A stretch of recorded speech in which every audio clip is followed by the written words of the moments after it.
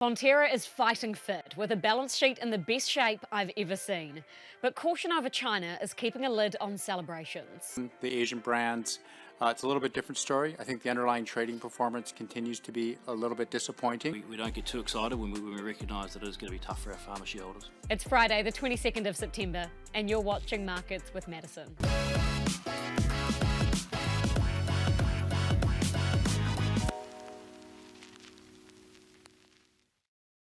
Our dairy exporting giant Fonterra just reported a record net profit of $1.6 billion, up 170% on the year before. I've covered the co-op my whole career, and let me tell you, this is a turnaround of epic proportions. Let's recap. When Miles Hurrell took up the top job at Fonterra, he was jumping into a sinking ship. A grow-at-all-costs global expansion plan had failed, debt was through the roof. What Hurrell brought was a change in tune, an admission the co-op had lost its way. He immediately undertook a strategic review of all assets. Nothing was off the table. What eventuated was billions of dollars worth of asset sales, including ice cream icon Tip Top, joint ventures in Brazil, Chile, and its loss-making China farms. Those funds have been used to pay down around $2 billion in net debt, cutting its leverage from over 4 times earnings closer to 1. While its balance sheet is looking substantially better, demand is not. China's come off a cliff with an 11% decline in the past 12 months. The rest of Asia and Australia are lower too. The global dairy trade auction has seen some recent recovery in prices, but Fonterra's executives aren't getting ahead of themselves, as was evident at their annual result press conference. Good morning, gents. Madison Reedy here from the Herald. First off, congratulations, 1.6 billion, which I hear is a record. Miles, you may remember Peter and Neil, you weren't in the room, but a couple of years ago, this was quite a different vibe in this room. Miles, can you explain how you're feeling today compared to how you possibly felt a couple of years ago? Yeah, look, it's mixed, I guess, and that's the benefit of a cooperative. I mean, we have had a fantastic year financially, and we've done a lot of work on our balance sheet, which has taken a number of years to get to this point. But I'm really pleased with the progress that we've made.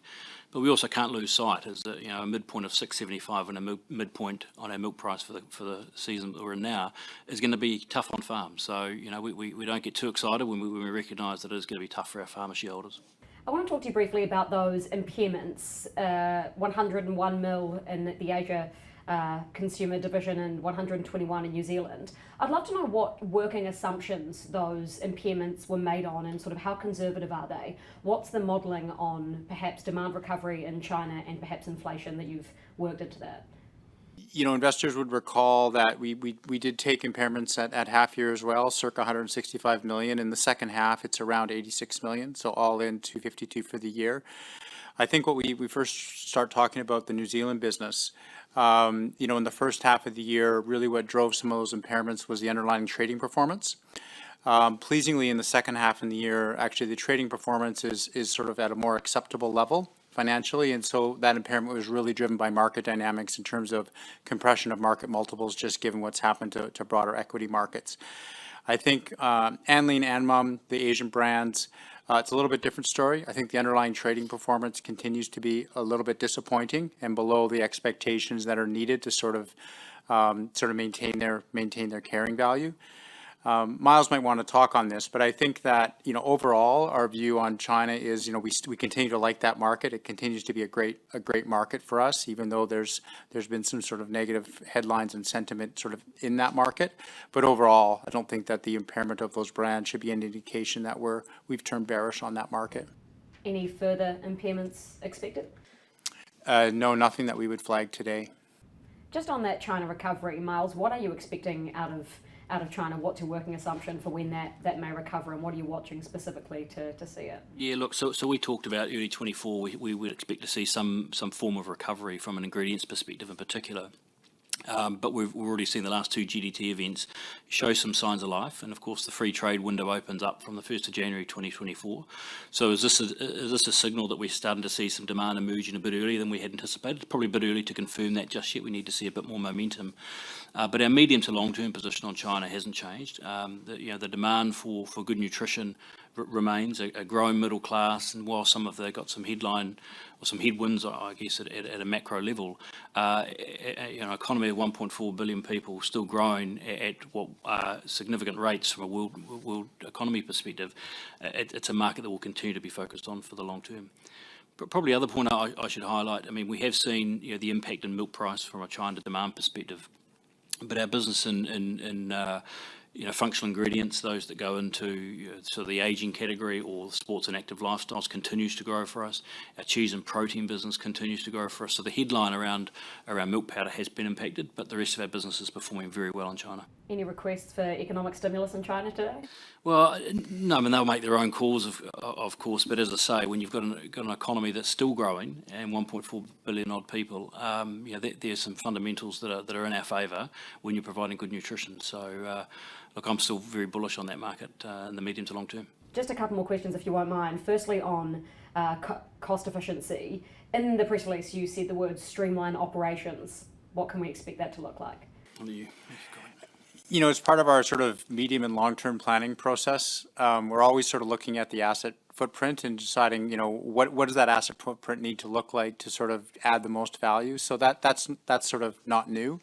I think it's been well flagged that in New Zealand, we are facing sort of flat to declining milk.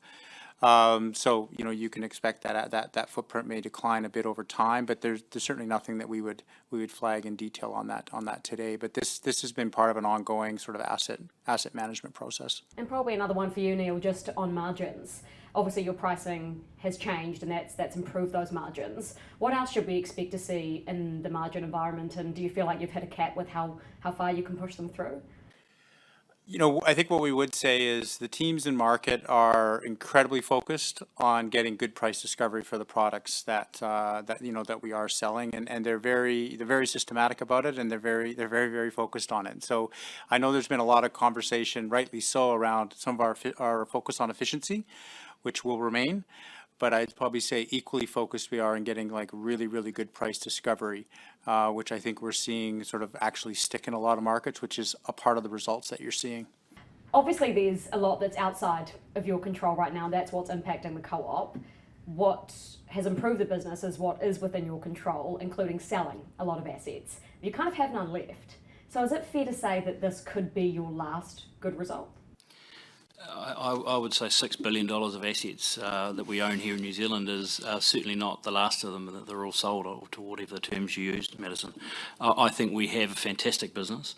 We sold some businesses over the last sort of 3 or 4 years that were off strategy, and that's literally paying dividends as we're seeing today. So focus on what we are good at. Collection, process, and getting core nutrition from New Zealand into the international market is a real strength of ours, and we're seeing that pay off. Continue to also focus on our core brands, and while you're seeing some impairments on some of the holding values of those brands, they are very strong brands in our international markets, which is something that we're proud of. And then the jewel in the crown, which has been for the last few years, is our food service business. And predominantly that's been a China story, but one of the significant growth stories in the last 12 months has been the growth of Southeast Asia and in fact Australia for our food service business. So I see those as fantastic parts of our business that have been developed in relatively recent times, but are really delivering strong value to our businesses. So while selling off things that are off strategy, it's absolutely the right thing to do, but you're not seeing that impacted by our earnings at the same time. Miles, last one, consumer. You told me at the beginning of the year you could look to sell your New Zealand consumer division. Have you progressed that? I'm sure there's some investment bankers on the call that would love a fee this year. Yeah, I'm sure there are. That hasn't changed. But now our position on New Zealand consumer is it's a hold. Thank you so much for your time. I probably could have been clearer on that second to last question. What I actually meant was that it's out of assets to sell. So there's unlikely to be any gain on sales propping up its finances in the future. But I do think Miles knew what I meant when I asked that. Farmer shareholders, you are the investors in this co-op, so I want to know how you rate Fonterra's recovery. And if cost conditions worsen and demand deteriorates further, do you expect to see some kind of fiscal support? They did interest-free loans in 2015. Could they be required again? At least you know the co-op could afford it. Now go put your money to work.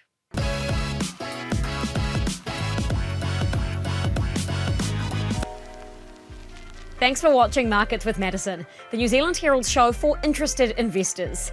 If you want to stay up to date with financial markets, click the subscribe button below and you can watch our other episodes here.